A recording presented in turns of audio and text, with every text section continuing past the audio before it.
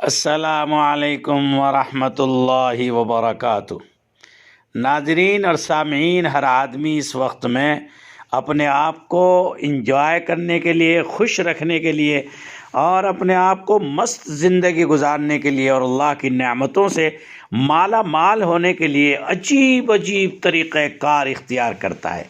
लेकिन आज की इस मुखातबत में मैं आपको एक अजीब वाक़े से एक अहम नसीहत और एक अहम चाबी देता हूँ कि जिसके ज़रिए से आप का खुशियाँ इस्तकबाल करेंगी, अल्लाह की नेमतें आप पर बरसेंगी और आप इंतहाई खुश और मगन रहने वाले इंसान बन जाएंगे।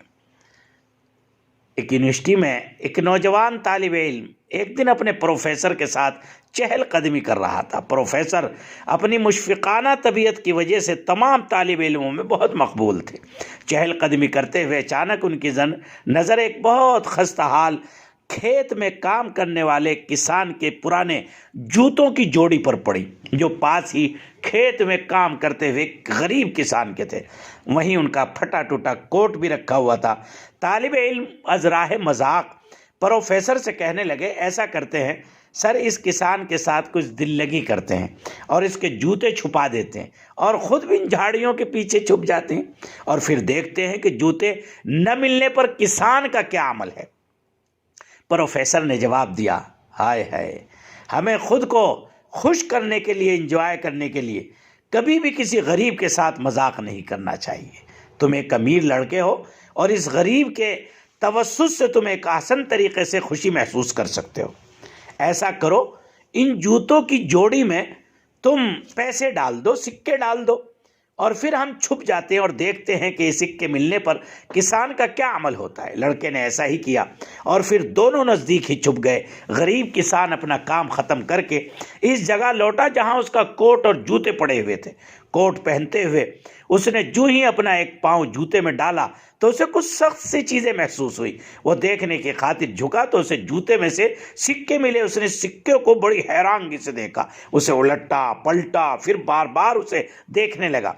फिर उसने अपने चारों तरफ नज़र दौड़ाई कि शायद उसे कोई बंदा नज़र आ जाए, लेकिन उसे कोई भी नज़र नहीं आया। नाजरीन और सामीन, फिर शशो पंच के उधेड़ बुन में उसने वो सिक्का कोट की जेब में डाल लिया। लेकिन उस वक्त उसकी हैरत की इंतहा न रही और उसे एक झटका सा लगा जब दूसरा पाँव पहनते वक्त उसे दूसरा सिक्का मिला और उसके साथ ही वो पूरे जज्बात से उसकी आंखों आंसुओं से भर गई। वो अपने घुटनों के बल गिर पड़ा और आसमान की तरफ मुंह करके कहने लगा, ए मेरे अल्लाह, मेरी ज़बान तेरा शुक्र अदा नहीं कर सकती कि तेरे किसी बंदे ने गैबी तरीक़े से मेरी मदद फरमाई है और आपने कराई है, वरना तो अगर ऐसा न होता तो मेरी बीमार बीवी और भूखे बच्चों का जो घर में रोटी तक को तरस रहे हैं कोई पुरसाने हाल नहीं था।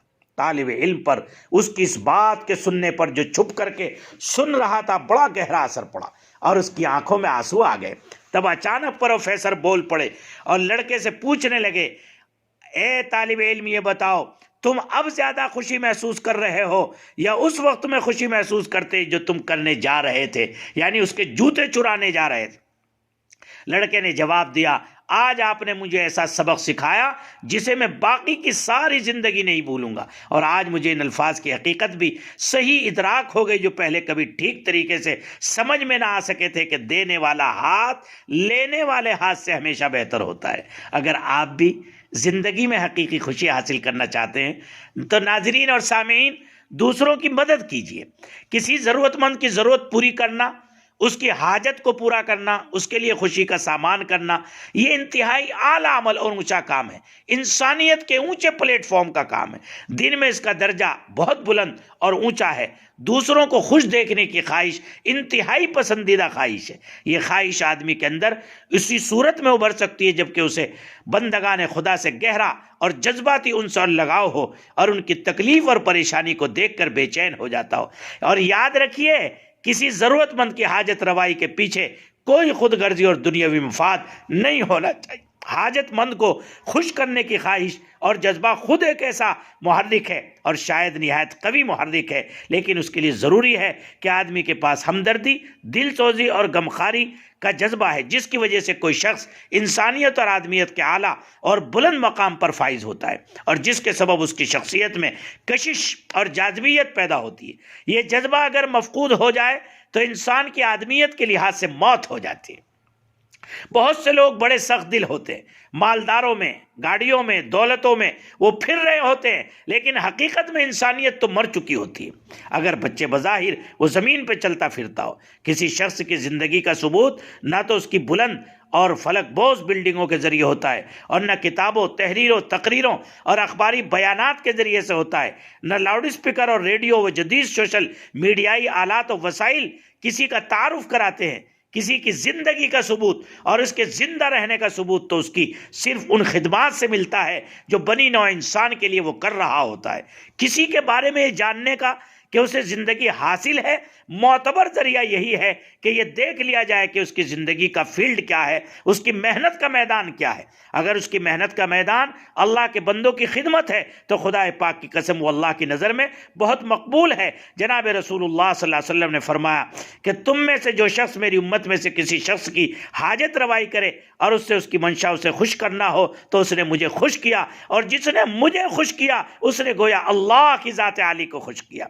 इसलिए भाई राह खुदा में सरगर्मी दिखाइए, अल्लाह के बंदों के साथ सलूक कीजिए और अपने लिए अल्लाह की रहमत के दरवाजे खोलिए। ऐसा शख्स जो शब बेदार यानी तहज्जुद गुजार की तरह है, जो इबादत से थकता नहीं, या उस रोज़गार की तरह है जो रोज़ों के तसलसल को तोड़ता नहीं है।